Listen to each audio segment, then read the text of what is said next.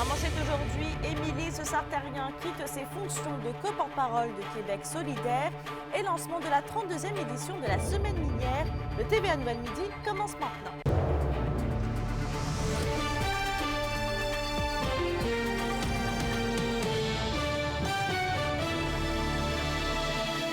Bon début de semaine tout le monde.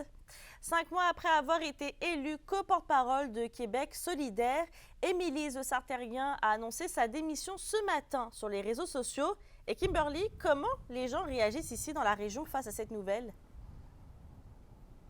Eh bien, Mélissa, la grande majorité est d'avis que c'est très dommage de perdre la seule représentante de l'Abitibi-Témiscamingue au sein du Parti de Québec solidaire. D'autres, justement, respectent son choix étant donné la surcharge de travail qu'elle devait prendre sur ses épaules. Rappelons qu'elle a été députée de Rouyn-Noranda-Témiscamingue de 2018 à 2022, donc déjà bien connue dans la région, et qu'il y a environ un mois, elle a décidé de prendre une pause professionnelle. Et justement, dans sa publication Facebook qui a été, c'est ça, qu'on a pu voir ce matin, elle avait justement indiqué que parmi ses raisons de départ, il y avait justement de l'épuisement professionnel. Il y avait aussi des visions, ces visions en fait qui ne marchaient pas toujours avec les visions du parti. Elle avait également l'impression qu'on la culpabilisait pour des prises de parole sincères et qu'on n'écoutait pas ses besoins. Donc sur ça, je vous laisse écouter les réactions des citoyens de la région. Je trouve ça un peu plate, je trouve ça le fun, une personne de la région qui était à la tête d'un parti. Ses idées, ils me représentent beaucoup, mais les idées de Québec solidaire, j'avais l'impression qu'ils me représentaient beaucoup aussi. Fait que c'est sûr que je suis bien déçue. C'est dommage parce que Québec solidaire, c'était quand même un parti qui était que je trouvais très intéressant. C'est son choix. Ils en ont beaucoup sur les épaules, là. J'aurais peut-être été bon qu'elle demeure là, mais si tu veux, c'est son choix à elle, puis pour moi, son temps à fait. C'est une travaillante, là. C'est triste, mais la vie continue. D'ailleurs, en mêlée de presse ce matin à Granby, le co-porte-parole Gabriel Nadeau-Dubois de Québec solidaire a indiqué que le départ d'Émilie Sartérien était vraiment un échec pour le parti et vraiment une très mauvaise nouvelle. Et d'ailleurs, il prend sa part de responsabilité dans sa démission. Donc sur ça, je vous offre plus de détails au TVA de 18h ce soir. Ça ne pas manquer. Merci Kimberly. La question du jour TVA, une présentation de Mobilier Bélan qui vous offre depuis plus de 50 ans un service de qualité et un grand choix de matelas mobilier électro au prix compétitif que vous recherchez. À la question du jour, on vous demande, Québec solidaire, êtes-vous surpris du départ d'Émilie Sartérien à titre de co-porte-parole? Pour voter et commenter, rendez-vous au tvaabitibi.ca. La 32e édition de la Semaine minière de Val-d'Or est officiellement lancée sous le thème « Ensemble, innovons pour le futur ». L'objectif de l'événement est de mettre en lumière l'innovation et le développement de l'industrie minière dans la région. Et cette année, c'est la directrice générale de Meglab, Kim Valade, qui assure la présidence d'honneur. Des activités d'information vont se dérouler à Val-d'Or et à Malartic tout au long de la semaine jusqu'à dimanche prochain. Bien, la Semaine minière, c'est une occasion de mieux connaître, de démystifier l'industrie minière. Puis cette année, c'est super intéressant parce que la thématique, c'est « Ensemble, innovons pour le futur ». Et là, je crois que le mot important là-dedans, c'est le « ensemble ». Je pense que le fait d'être capable de travailler, que ce soit plusieurs fournisseurs, le partenariat entre fournisseurs, mais aussi avec la minière ou les organismes régionaux, c'est essentiel pour continuer à innover puis rayonner en dehors de notre région. C'est une semaine qui est extrêmement importante pour justement glorifier le secteur minier puis en parler. On est tous des ambassadeurs de la filière minérale. Alors, il faut en parler. C'est sûr que moi, je prône beaucoup la formation minière. Alors, on travaille vraiment à l'actualisation de la formation minière. Il faut parler, il faut attirer les jeunes vers le secteur minier. Jean-Marie Lambert, 75 ans, a été retrouvé sain et sauf dans le secteur de la Morandière. C'est la Sûreté du Québec qui en a fait l'annonce dimanche aux environs de 10 heures. Ce dernier avait été porté disparu samedi dernier dans le secteur d'Amos et ses proches avaient des raisons de craindre pour sa santé et sa sécurité. Dans un autre dossier, la chef de la sécurité des incendies de Nord-Métal, Doris Nollet, se dit prête à affronter de futurs feux de forêt. Et c'est environ 4 000 $ de nouvel équipement que s'est procuré le service d'incendie au courant des dernières semaines. Entrevue d'Anthony Dallaire. On a reçu, c'est les sacs à dos, là, les réservoirs dorsales qu'on appelle. C'est des 6 gallons. J'en ai commandé 4 pour éventuellement, si jamais on a besoin, on espère qu'ils vont rester nus. Fait que ça, c'est un sac à dos avec une pompe, puis on s'en va en forêt avec ça. Si on est chanceux et on est des VTT, bien, les gars, ils s'en allent avec ça, ils s'en allent au feu, puis on va sauver bien du temps puis de l'énergie avec ça. On a fait faire aussi des couvre-tout, parce que l'année passée, on éteindait des feux de forêt avec les habits de combat. C'est pas génial. Les gars, ils se fatiguaient beaucoup plus vite. Fait qu'avec ça ici, bien, ça va être beaucoup plus léger. Velcro pour être sûr de ne pas plier sur nos culottes. Et aussi, les boyaux forestiers,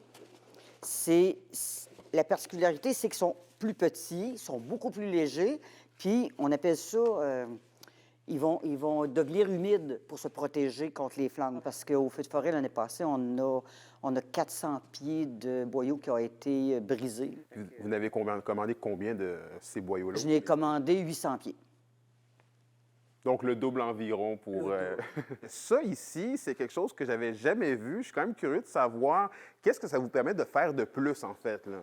C'est comme un pet-sac, un sac à dos. On remplit ça d'eau, 6 gallons.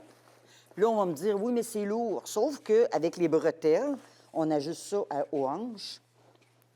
Puis on prend ça, puis regarde, c'est une petite pompe. Excellent. Comme ça, ici. Fait que là, ça fait sortir l'eau qui est dans le sac. OK. Puis ça permet d'aller éteindre des feux tout près, là. Ça permet de se rendre plus loin là où vous ne pouviez pas avant, là. Voilà. Est-ce que vous considérez qu'avec ça, vous allez pouvoir remplacer la sope-feu? Non. Non. La sope-feu, c'est pas remplaçable. Non, mais ça peut aider, par exemple. Ça peut vise-moi pas. Ça peut aider pour des petits feux, un début ou une fin de feu aussi, là. C'est beau avoir ces nouveaux équipements-là. La population a aussi son rôle à jouer là-dedans, là.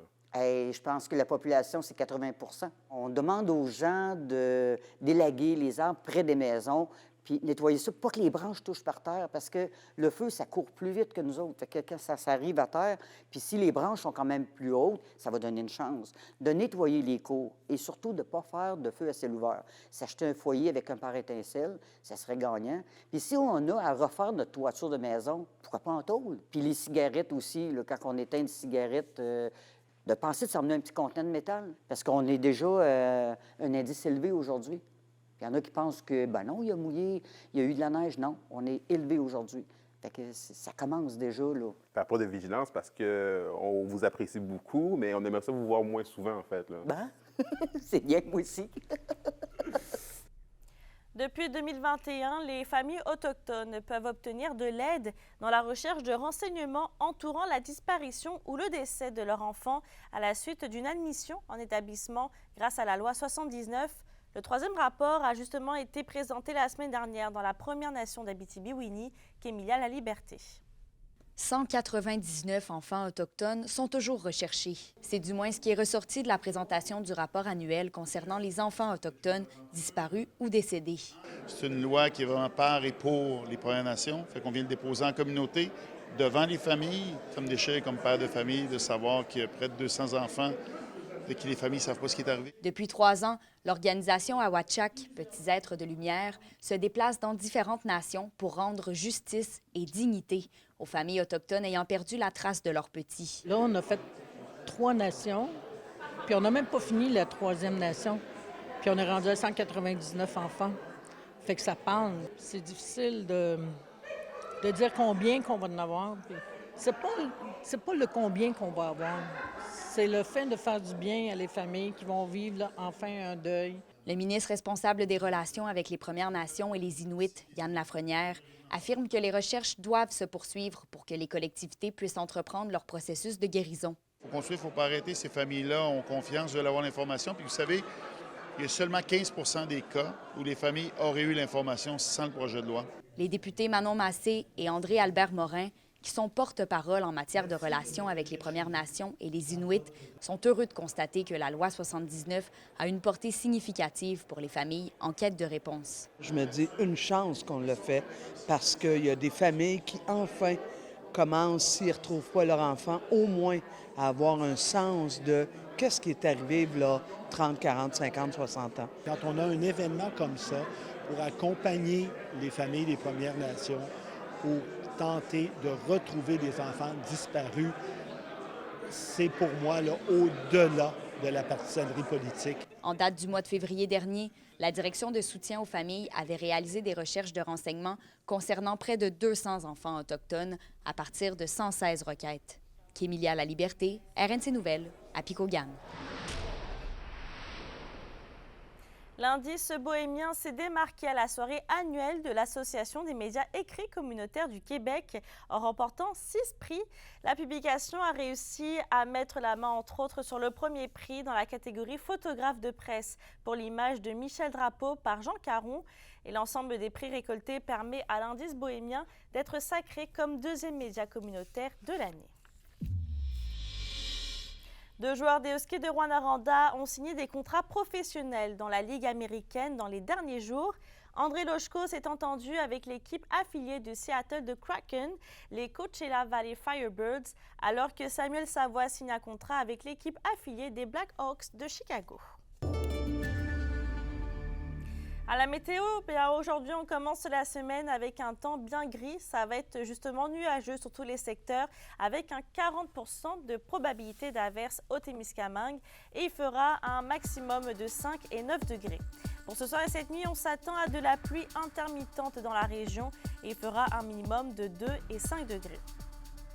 Je termine avec Amos qui soutient un projet d'immeuble imprimé en 3D en offrant un terrain pour sa réalisation. Et ça vise en fait à concevoir une méthodologie de construction d'immeubles qui est basée sur la préfabrication de modules en usine à l'aide d'imprimantes 3D. N'oubliez pas qu'on est sur YouTube et XTV Abitibi-Témiscamingue si vous voulez aller revoir ou voir les reportages ainsi que les bulletins. Sur ce, bonne journée et à tout à l'heure.